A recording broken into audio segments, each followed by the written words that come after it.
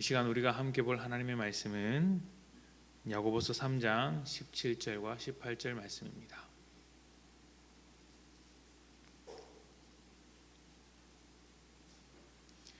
야고보서 3장 17절과 18절 말씀 제가 봉독합니다. 17절입니다.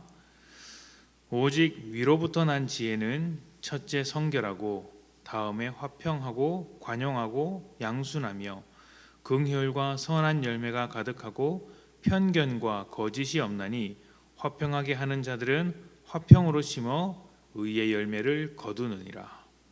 아멘. 살아가는데 가장 필요한 것은 무엇일까요? 요즘은 돈이라고 대답하는 사람들이 많겠지만 그래도 아직은 돈보다 중요한 것이 많다는 것에 동의하는 사람들이 많을 것입니다. 그 중에서 하나를 꼽으라면 지혜입니다. 지혜는 우리가 삶을 살아가는데 매우 중요하다고 할 수 있습니다. 관계적인 문제에서도 지혜로운 사람과 지혜롭지 못한 사람은 정말 많은 차이가 나죠. 말을 주고 받더라도 지혜 있는 사람은 아주 어렵고 무거운 말을 편안하게 할 수 있지만 그렇지 못한 사람은 평범한 말을 하더라도 어떤 문제를 일으키는 경우가 많습니다. 얼마 전 잠언을 묵상하면서 하나님을 경외하는 지혜가 얼마나 중요한지 또 세상을 살아가는 지혜와는 또 어떻게 다른지를 생각해 보았습니다. 하나님을 경외하는 사람들은 출발점이 다릅니다. 살아가는 이유가 이 세상에 묶여 있지 않고 영원한 하나님 나라를 꿈꾸기 때문에 이 세상의 헛된 가치에 매여서 살지 않습니다. 그래서 선한 것들을 따라 조금 더 자유롭게 살아갈 수 있는 것이죠. 이 세상에서 눈치 볼 것이 없기 때문에 자유로운 삶을 살아갈 수 있습니다. 반면 하나님을 경외하지 않는 사람들은 하나님이 아니라 이 세상 가운데서 여러 가지 가치들에 매여 살기 때문에 아무리 잘해봐야 세상 안에서만 머무르고 생각하게 되더라는 것이죠. 그러면 죄와 죽음을 극복하지 못하고 그 후유증으로 세상을 집착하여서 살게 될 뿐입니다. 하나님 없는 인생이 이 욕심을 극복할 수 없는 이유도 세상을 제외하면 남는 것이 아무것도 없기 때문이죠. 그래서 세상만 바라보고 살게 됩니다. 그리스도인은 하나님을 경외하는 지혜로 사는 것이 당연하지만 세상 속에서 살아가기 때문에 분별해야 하는 것이 필요합니다. 내가 살아가는 이유가 헛된 가치를 따라 살아가는 것인지 아니면 하나님 나라 안에서 살아가는 것인지를 매일매일 분별하고 구분하면서 살아가야 한다는 것이죠. 내가 참된 지혜 안에서 살고 있는지 아니면 세상에 속한 자로서 살고 있는지 확인하고 점검하기 위해서는 어떤 것들이 있어야 할까요?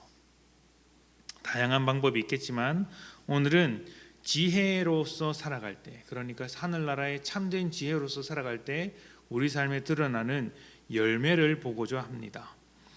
하나님으로부터 오는 지혜로 살아가는 사람의 열매와 세상의 지혜로 살아가는 사람의 열매는 같을 수가 없습니다. 하늘을 소망하는 자와 땅에 매여 살아가는 자의 삶이 같을 리가 있겠습니까? 오늘 말씀에는 하늘로부터 온 지혜가 맺는 열매가 어떤 것인지 소개하고 있는데요. 다음과 같은 성격이 있습니다. 17절과 18절입니다. 오직 위로부터 난 지혜는 첫째 성결하고 다음에 화평하고 관용하고 양순하며 긍휼과 선한 열매가 가득하고 편견과 거짓이 없나니 화평하게 하는 자들은 화평으로 심어 의의 열매를 거두느니라. 아멘. 성결하고 화평하며 관용하고 양순하며 긍휼과 선한 것이 가득합니다. 그리고 편견과 거짓이 없습니다. 참 다양한 열매들이 있는 것처럼 보이지만 사실은 딱 한 가지로 묶어낼 수 있습니다. 예수님의 성품을 닮아 있더라는 것이고 관계를 살린다는 측면에서 하나라는 것이죠. 읽은 말씀들을 가만히 보면 모두 관계적인 열매라는 것을 알 수 있습니다. 그래서 화평한 것으로 심어 둘 관계를 평화롭게 만든 것으로 심어 의의 열매를 거둔다라고 이야기를 합니다. 하나님의 지혜로 살아가는 사람들은 화평하게 합니다. 다른 말로 하면 관계를 살립니다. 가정에서 관계를 살리고 이웃과의 관계를 살립니다. 원수와의 관계도 살리는 것이 믿음의 열매, 성령의 열매, 하나님으로부터 오는 지혜의 열매인 것이죠. 죽이는 것보다 살리는 것이 비교할 수 없을 만큼 가치가 있고 좋은 것입니다. 주님께서도 자신을 십자가에 못 박히시며 우리를 살려내셨다는 것을 기억할 때 우리가 어떤 열매를 맺어야 하는지 분명히 보이는 것이죠. 우리가 하나님의 지혜로 살고 있다는 것을 확인하는 가장 좋은 방법은 내 삶을 통해 다른 사람이 죽어나가고 있는지 살아나고 있는지를 보는 것입니다. 내 말이 배우자나 자녀를 살리고 있을까요? 아니면 죽이고 있을까요? 교회의 성도에게는 살리는 말을 하고 있을까요? 아니면 죽이는 말을 하고 있을까요? 직장 동료나 이웃들에게는 어떻고 또 만나는 모든 사람들에게 내 입술과 내 행동이 살리는 것으로 비춰질까요? 죽이는 것으로 비춰질까요? 우리는 가까운 사람일수록 살리는 말을 잘 하지 못합니다. 원망의 말을 쉽게 하고 상처 주는 말을 쉽게 합니다. 물론 그렇게 하는 데는 정당한 이유가 있을지도 모릅니다. 내가 받은 상처가 너무 커서 똑같이 되갚아주고자 하는 말도 있고 또 상대를 조금 더 살린다는 이유로 상대의 잘못을 깨닫게 한다는 이유로 칼을 들고 찌르는 말을 할 수도 있더라는 것이죠. 그런데 그것이 살리는 말이 될 수는 없습니다. 하늘로부터 온 지혜가 아니라는 것입니다. 우리는 하나님의 자녀입니다. 하나님의 생명을 받아서 사는 하나님의 사람들입니다. 세상의 지혜가 아니라 하늘의 지혜로 살아야 하지 않겠습니까? 우리는 좋은 의도를 가지고 말을 한다고 해도 상대방에게 맺히는 열매가 악하다면 그것은 좋은 말이 아닙니다.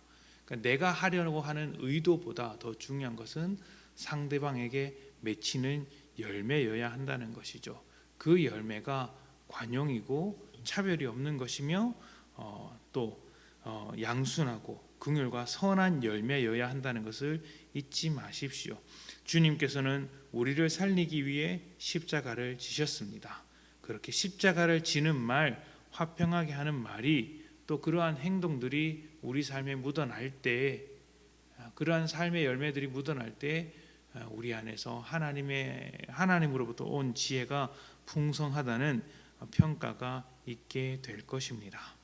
오늘 하루 하나님의 지혜를 받아 살아가야 함을 잊지 마시고 모든 관계를 살리는 지혜로 살아가는 복된 성도님들이 되시기를 축복합니다.